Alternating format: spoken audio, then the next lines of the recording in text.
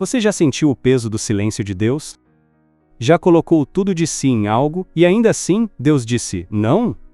Imagine um homem, ele trabalha a terra. Sua seu rosto sob o sol, colhe frutos com as próprias mãos. Ele não é mau aos olhos humanos, ele não blasfema, ele oferece algo a Deus, mas Deus não aceita. Esse homem era Caim.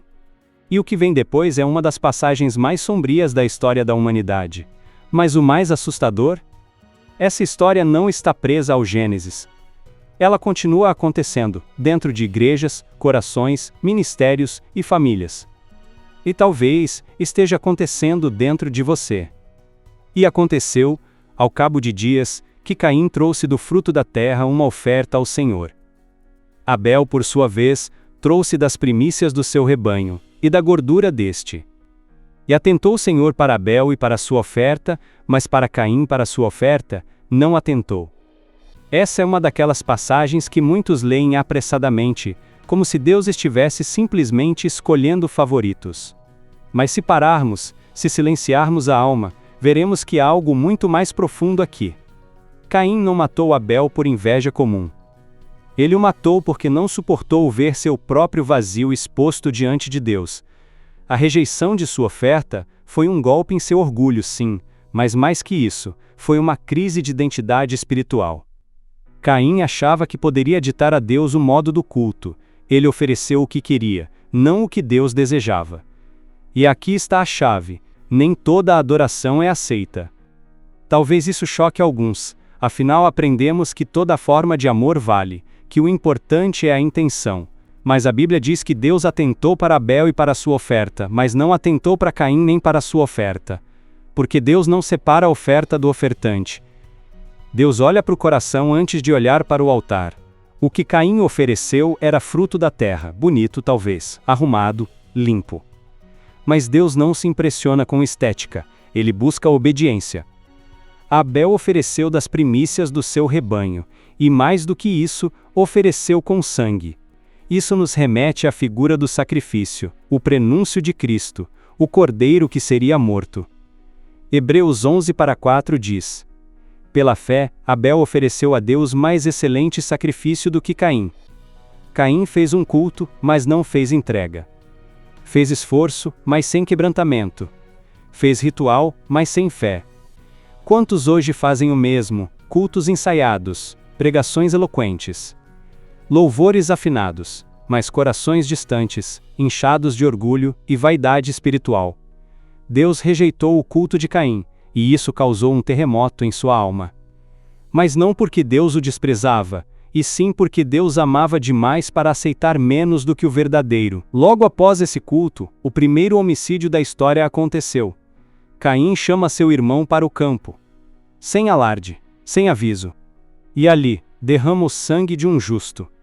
1 João 3:12 explica: não como Caim, que era do maligno e matou a seu irmão. E por que o matou? Porque as suas obras eram más, e as do seu irmão justas. Isso é profundamente simbólico. O primeiro assassinato do mundo aconteceu depois de um culto, e mais, foi motivado por inveja espiritual. Esse é o perigo da religiosidade sem arrependimento. Ela não gera santos, ela gera monstros. Caim é o protótipo do crente ferido com Deus, que começa a atacar outros, que odeia os que vivem com sinceridade. Ele queria que todos fossem aceitos, não com base na justiça divina, mas na igualdade emocional. Quantos estão hoje ferindo irmãos, nos bastidores dos púlpitos, nos comentários da internet, nas mesas de fofoca piedosa? Caim não odiava Abel por algo que Abel tivesse feito contra ele. Abel não zombou, não se vangloriou, não se comparou. Ele simplesmente agradou a Deus. E isso foi suficiente para despertar o pior em Caim. Tiago 13:16 diz: porque onde há inveja e sentimento faccioso, aí há confusão e toda obra má. A presença de Abel se tornou um espelho que revelava o que Caim não era. Isso é real até hoje. Quando alguém vive com integridade, ele confronta a consciência de quem vive na aparência. E ao invés de se arrepender, o Caim moderno tenta calar a voz da referência. Tenta matar o reflexo. Tenta derrubar quem está de pé, não para se levantar, mas para se sentir menos sozinho no chão. Gênesis 4 versos 6 e 7. Por que te iraste, por que descaiu o teu semblante? Se bem fizeres, não haverá aceitação? Mas, se não fizeres bem, o pecado jaz à porta, e sobre ti será o seu desejo, mas sobre ele deves dominar. Antes do crime, Deus tentou dialogar com Caim. Deus não o ignorou, não o puniu de imediato, ele advertiu com misericórdia. Isso nos mostra algo incrível: Deus sempre fala antes do juízo. Ele sempre alerta, sempre envia um profeta, uma palavra, uma pausa de consciência. Mas Caim não ouviu. Ele escolheu alimentar sua mágoa. Escolheu ruminar sua rejeição. E ali, dentro do altar, o assassinato já estava gestando. Gênesis 4 e 9. Disse o Senhor a Caim: Onde está Abel teu irmão? E ele respondeu: Não sei, sou eu o guardador do meu irmão? A pergunta de Deus é profundamente espiritual. Não é busca por informação, é um convite ao confronto interior. Mas Caim responde com sarcasmo, com frieza, com indiferença. Ali, não é só o sangue de Abel que clama, é o próprio Espírito de Deus que geme. Hebreus 12:24 diz que o sangue de Jesus fala coisas melhores do que o sangue de Abel. Mas isso nos mostra que o sangue de Abel ainda fala. Ainda clama, ainda denuncia. E mesmo assim, Deus protege Caim.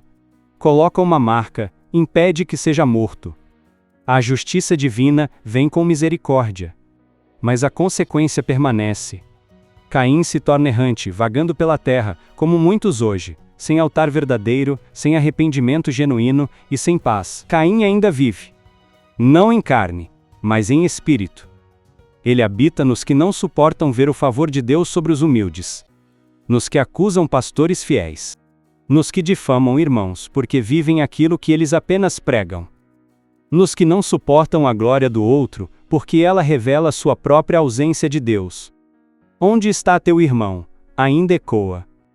E a resposta, muitas vezes, é um silêncio acusador. E se, ao ouvir tudo isso, você percebe que tem agido como Caim? Rejeitado, amargo, ferido por um não de Deus, matando com palavras, julgando com olhos, desprezando quem Deus levantou. Ainda há tempo. O mesmo Deus que rejeitou a oferta foi até Caim. Ele fala, ele avisa, ele confronta. Mas ele ama. Se você se vê como Caim, não corra do altar. Volte para ele. Mas dessa vez, leve o que Deus quer. Um coração quebrantado. Salmo 51 e 17. Sacrifícios agradáveis a Deus são o espírito quebrantado.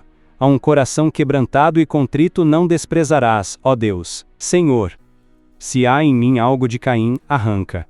Se tenho te adorado com vaidade, me purifica. Se rejeitei o meu irmão, perdoa-me. Fala comigo, mesmo se for para me corrigir. Mas não me deixes viver com um altar falso e um coração morto. Em nome de Jesus, amém. Se essa palavra falou com você, curta, comente com um amém e compartilhe com alguém que precisa dessa verdade. Deus ainda pergunta: onde está teu irmão? E a resposta está nas suas mãos.